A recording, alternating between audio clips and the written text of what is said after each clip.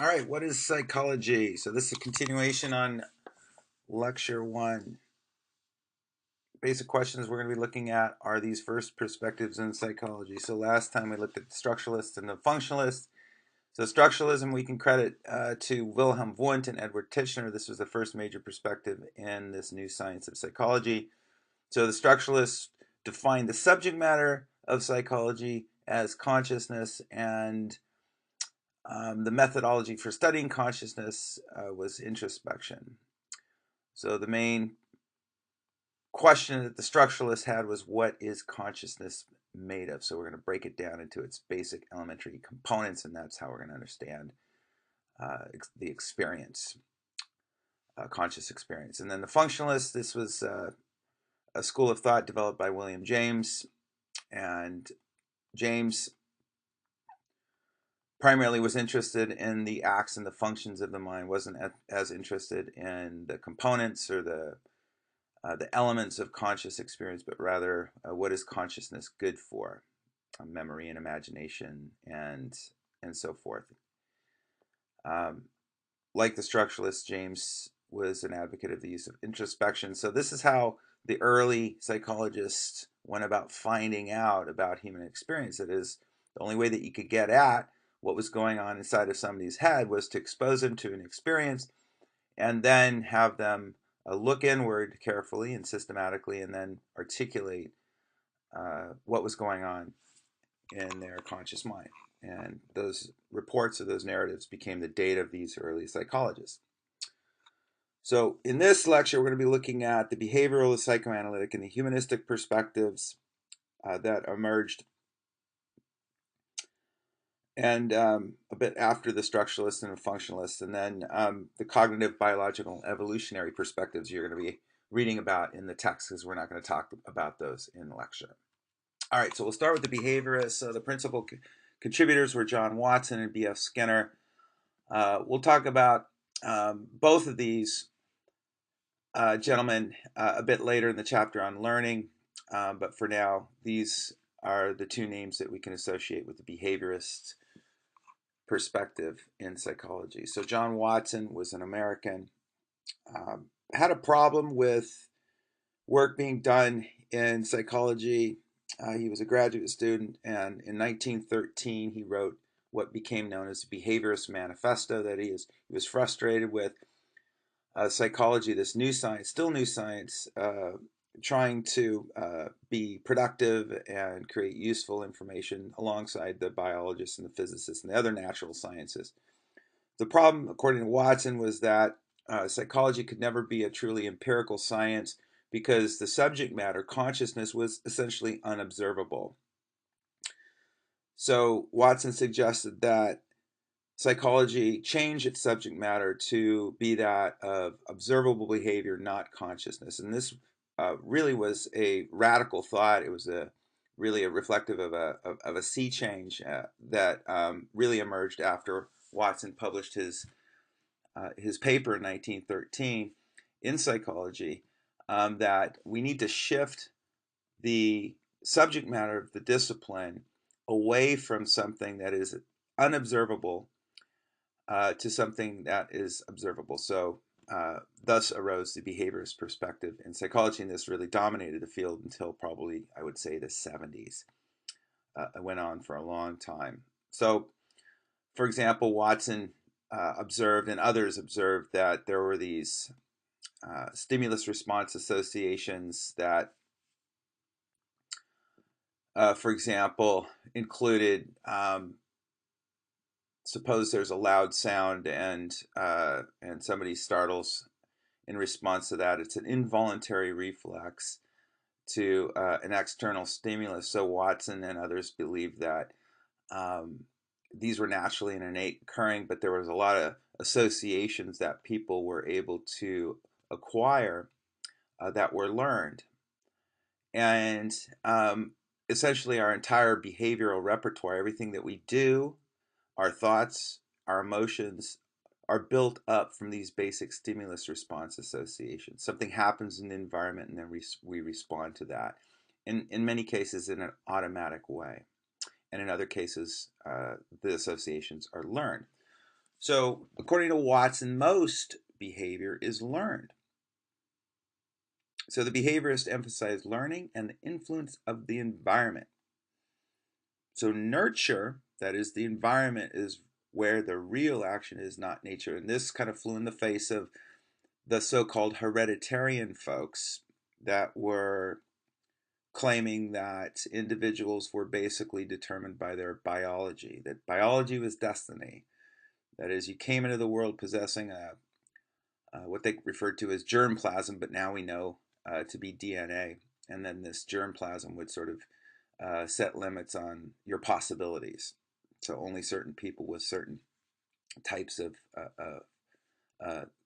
hereditary lines could become doctors and lawyers and high status occupation, people that populate the upper strata of society, whereas the rest of people couldn't because of their biology. And often this turned into a discussion of race and limitations that race put on some people, and also the possibilities for those of different races, how they were different. Race mattered, and race was a biological factor.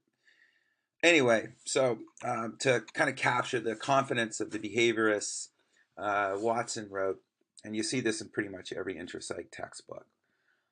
Give me a dozen healthy infants, well formed, and my own special world to bring them up in, and I'll guarantee to take anyone at random and train him to become any type of specialist I might select: doctor, lawyer, artist, merchant, chief, and yes, even beggar, man, and thief. So Watson was very confident that the environment could be structured to create any type of person. And this was consistent with sort of the spirit of the times in America. During the early 1900s, there was a lot of immigration coming in from all over the world. And America was a place to come to often escape persecution and caste systems that existed in other cultures. And this was a place where it didn't matter who you were, where you came from, what your race or religion was, but rather if you worked hard, you could become whoever you were motivated enough to become.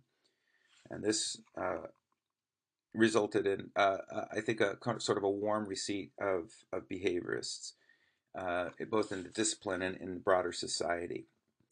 So something to consider as we sort of progress through this class.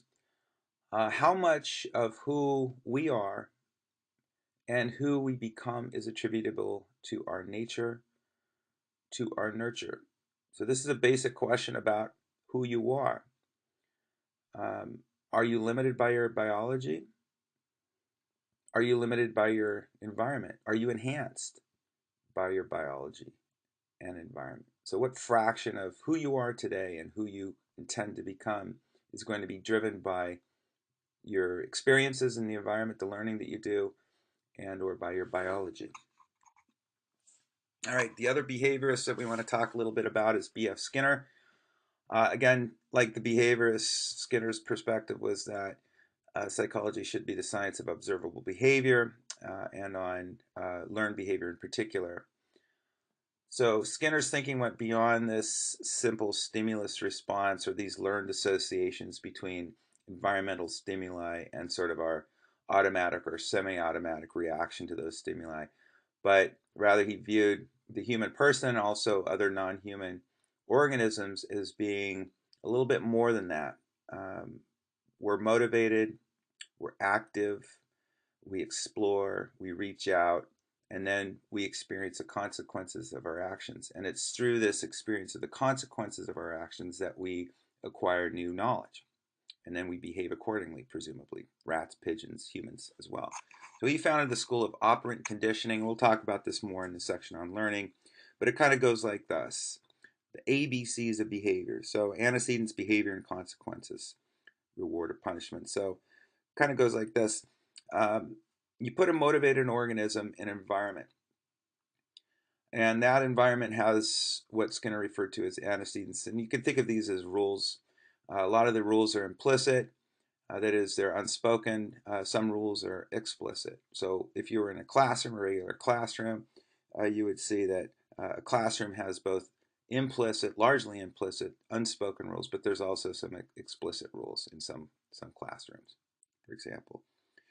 So you put a motivated organism in an environment, and what does it do? Well, it tends to move around and then by moving around, it'll experience the consequences of its actions. So some of those behaviors that the animal or the creature uh, elicits will be rewarded, and some will be punished. So it's through the experience of the consequences of the actions that the animal uh, will change its behavior, will evidence learning. So for Skinner, reinforcement was really key. And reinforcement is essentially the consequences, and these consequences can be positive or negative. So here's an example of an acquired behavior. So how does somebody become the life of the party? Well, you have the stimulus context being the party, and of course, that stimulus context has certain antecedent conditions, implicit and explicit rules. But suppose this person is motivated, and so they start telling jokes, and then as a consequence, they get attention, they get compliments, they get people's laughing. So you could consider this to be a reinforcer. It's a positive reinforcer because it's a reward. So what do you suppose happens to the probability of the person telling another joke? Well, it increases. So the idea is that those behaviors that get reinforced are more likely to reoccur. And according to Skinner, our whole behavioral repertoire, including our very sense of self, is built up by our experience of these consequences. We move into and across different kinds of stimulus contexts. We behave in particular ways, and then we experience the consequences of our behavior. So if a behavior is reinforced, that's going to increase the likelihood of that behavior reoccurring. If it's not reinforced, or even if it's punished, then it'll probably fail to reoccur, or the probability of it reoccurring will decrease. Skinner was a thinker. His thinking went well beyond the lab that he worked in at Harvard with rats and pigeons. For example, he published a book in '71 called Beyond Freedom and Dignity, and this was published into the mass audience, so it wasn't published for psychologists, but rather it was published for lay readers as well as psychologists and other professionals. So this was a book that really reflected Skinner's attempt to promote cultural engineering. That is, um, Skinner believed that he was discovering in his laboratory, working with rats and pigeons, sort of fundamental laws that governed human learning and human behavior ultimately.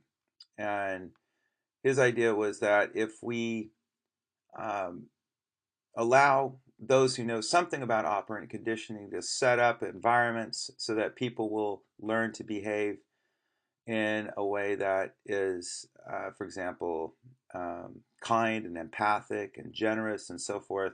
If we can build environments to promote this kind of learning and behavior, then that would be a good thing. The problem was that free will and our sort of attachment to this notion of free will, that our behavior is a function of our intentionality. That is, we choose to behave in such a way at any given moment. Really, this kind of got in the way of us allowing people to engineer social situations so that people would behave sort of in an automatic way, even though the behavior is very positive and pro-social. So Skinner argued in his book that this notion of free will um, and our moral autonomy, that is, our freedom to choose to do right or wrong, were really fictions. In other words, that our behavior is essentially being determined by the consequences of our actions. Our idea that we're able to choose and act by way of intention at any given moment, that we're willing ourselves to act the way we do, is really a myth, but rather our behaviors are being determined essentially by environmental stimuli and so forth. So our attachment to the notion of free will actually hinders the prospect of using scientific methods to modify behavior for the purpose of building a happier and better organized society. So potentially problematic. So certainly there were attempts to build these utopian societies based on the principles of operant conditioning. But then again, you had situations like Nazi Germany where certainly there was tremendous attempts and successful attempts actually to influence human behavior, but it was destructive. So then we're left needing to consider at some point, probably this wouldn't be a bad time to consider it since this is a psychology class, if behavior is mostly automatic and determined by our environment, that is, we do things without really being thoughtful about it.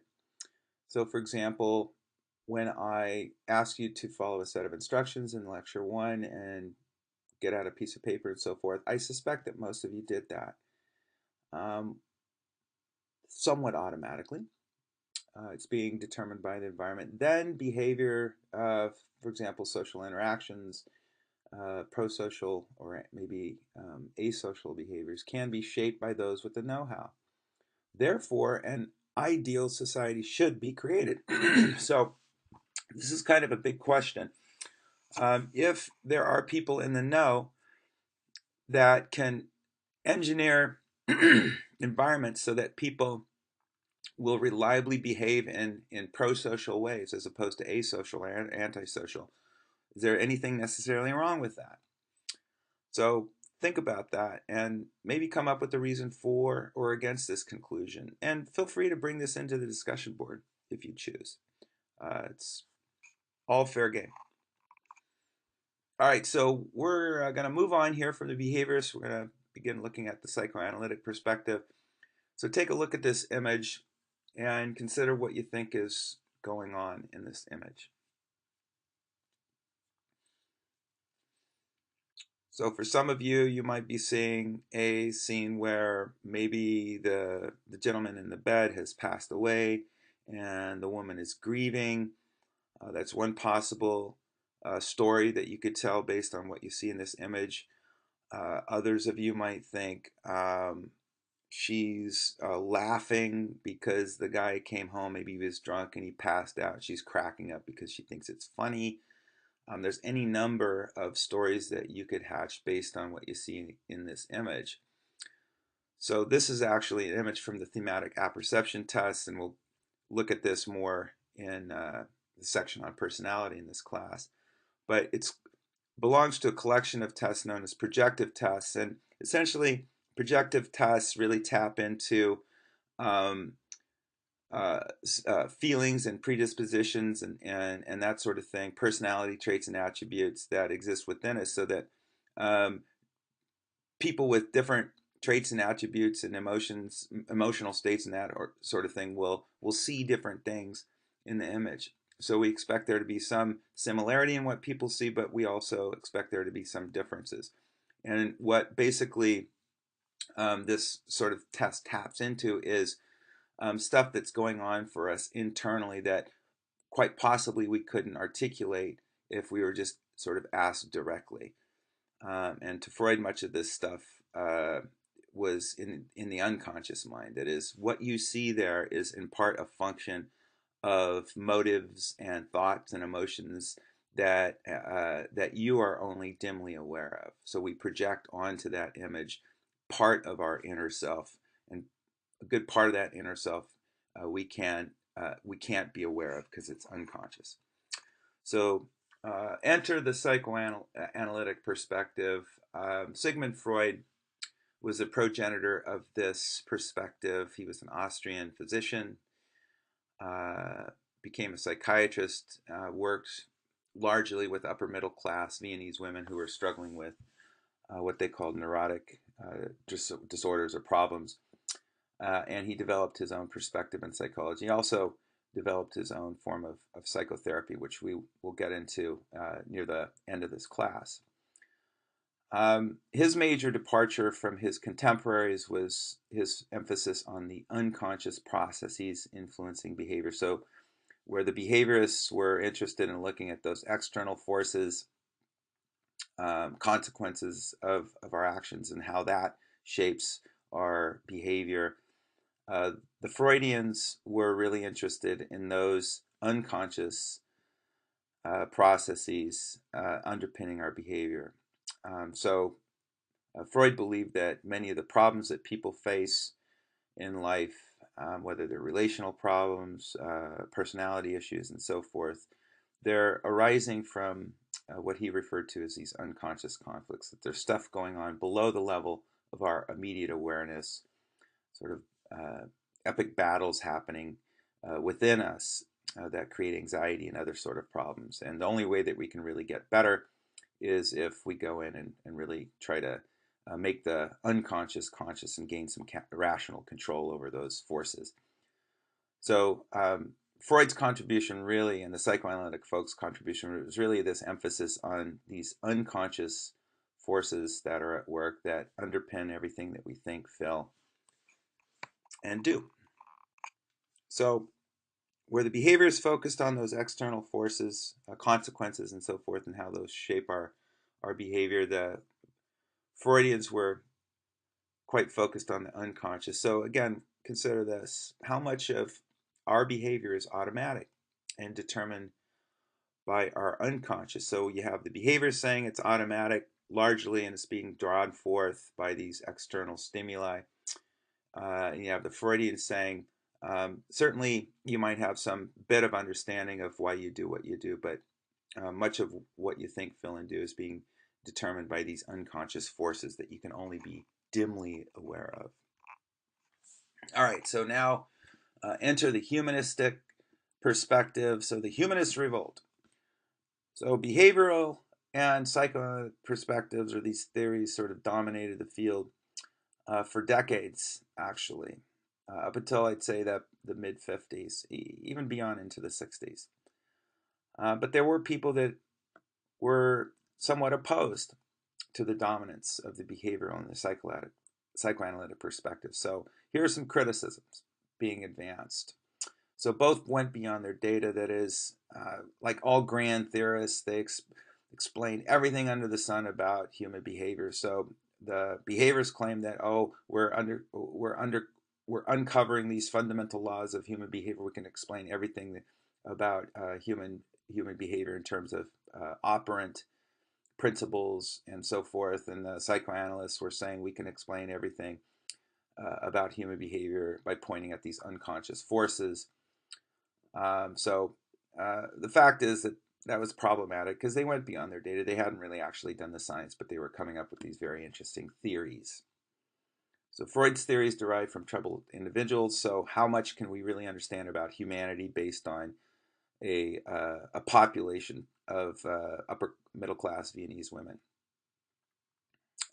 So there's problems with that from a scientific standpoint.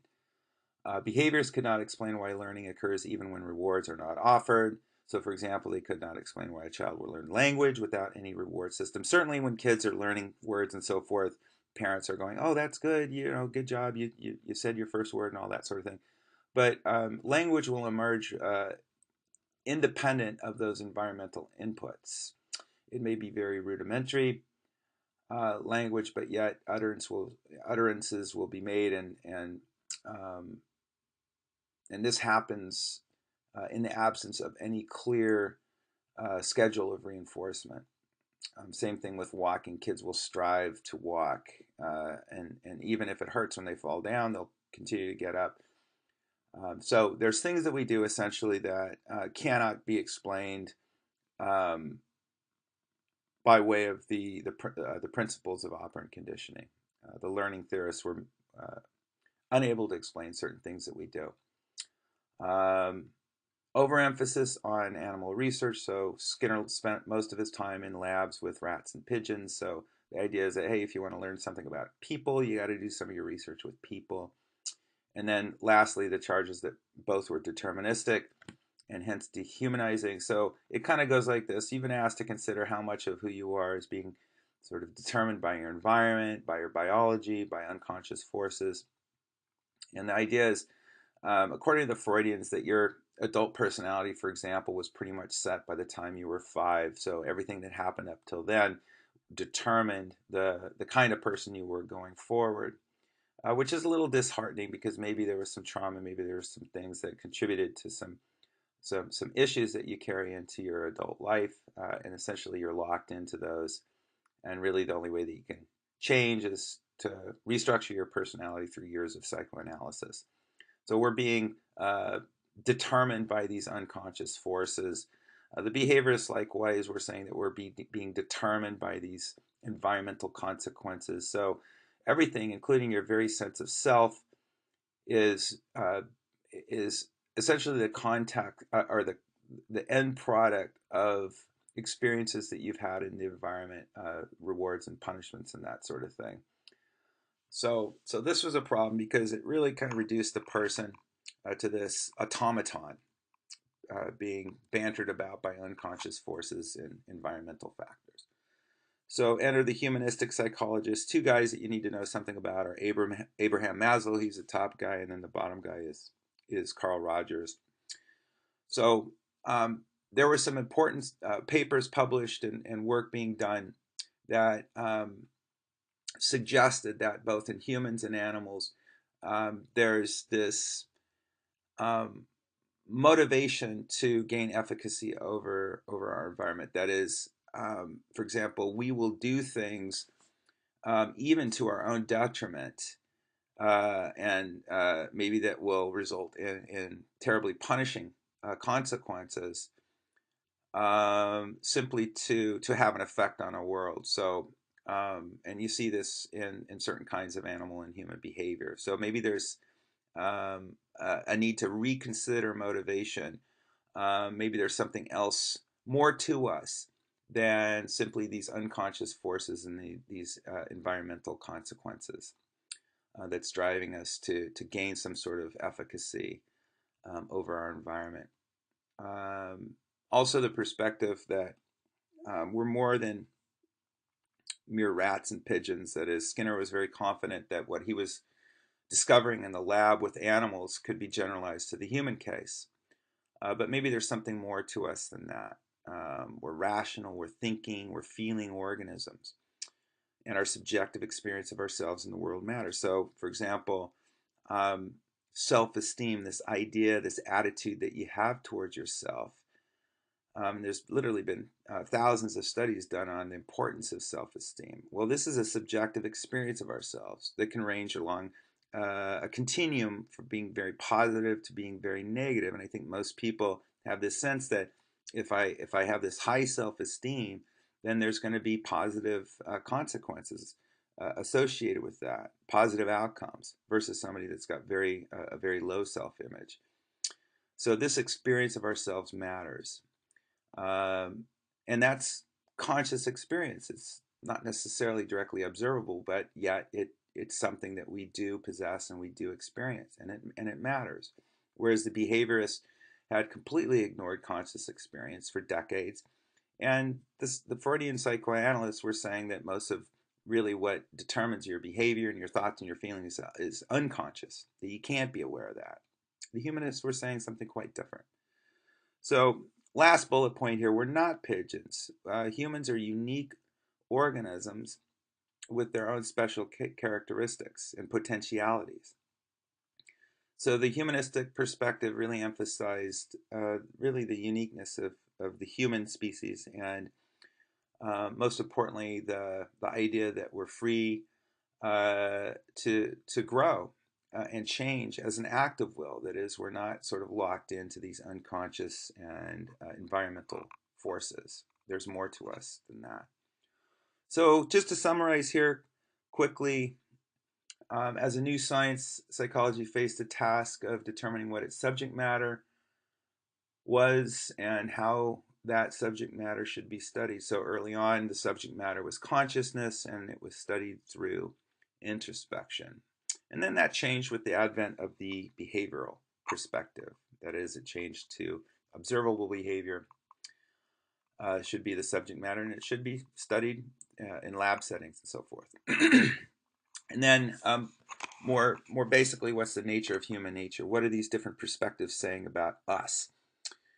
How do we explain our behavior? Well, from the behavioral perspective, behavior is determined by the environment. So you, everything you think, feel, and do is being drawn forth or elicited by the experience of the consequences of your actions in a largely automatic way. So when you're given a set of instructions to follow, you sort of automatically go along with that because of your experience in classroom type settings and so forth, experience with so-called authority figures sort of telling you what to do. So we sort of automatically go along with these rules because we know what the consequences are if we don't. And then the psychoanalytic perspective, here we're being determined by these unconscious forces. And then lastly, the humanistic perspective. We're fundamentally different from other animals. That is, we're not rats and pigeons. We're rational, feeling creatures with free will who can change and grow. And this is kind of refreshing perspective and really kind of fit in with the times, the late 40s, early 50s, after the war, and then into the 60s and the 70s, certainly with a real change in society with respect to the young people sort of being dissatisfied with the status quo and wanting to break out and of the lives that their parents led and so forth. So it really kind of arose. The humanistic perspective arose during a time where there's a lot of social change in the United States. All right, so a concept check here. Organisms tend to repeat responses that lead to positive outcomes. They tend to not to repeat responses that lead to neutral or negative outcomes. These words would most likely have been said by Skinner, Watson, Rogers, or Freud. Answer is B.F. Skinner.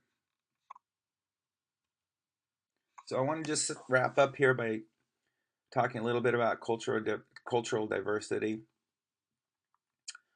So this is a vast and vigorous and diversified discipline, psychology, and really the U.S. had dominated this field since the early 1900s. There's been an increased interest in cultural determinants of behavior over the last, I would say, 2.5 decades.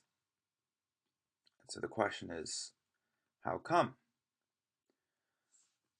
So first we have an increase in the ethnic diversity of our population and also within the discipline. So this science started out as being a predominantly white male science, and then slowly but surely we've become more diverse with respect to the ethnicity or the ethnic groups that have populated the discipline. Opposition to lack of attention paid to human diversity. So really,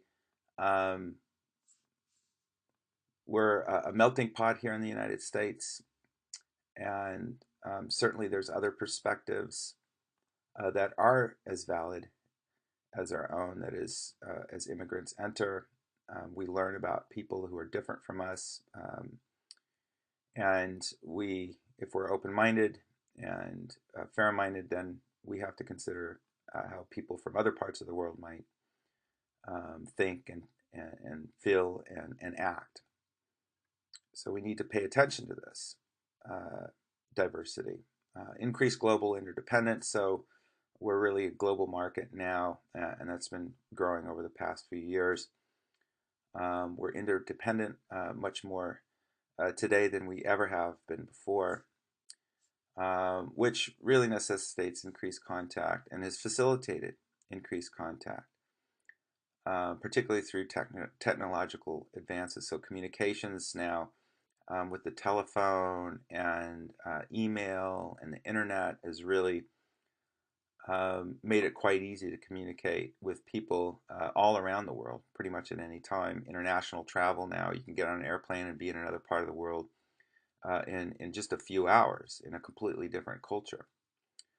So all these factors, really, you can't ignore all the changes that have happened over the last few years. And really, what psychology is now, much more so than it was in the early part of the 1900s, and even through the mid 1900s, it's a much more inclusive, diversified, both ethnically and theoretically and methodologically. There's really a tremendous amount of activity going on, and there's a lot of people doing a lot of different things. All right, so these are the learning objectives for this section. You can expect quiz and test questions to be coming from these. So be sure you uh, find the material that's associated with these learning objectives.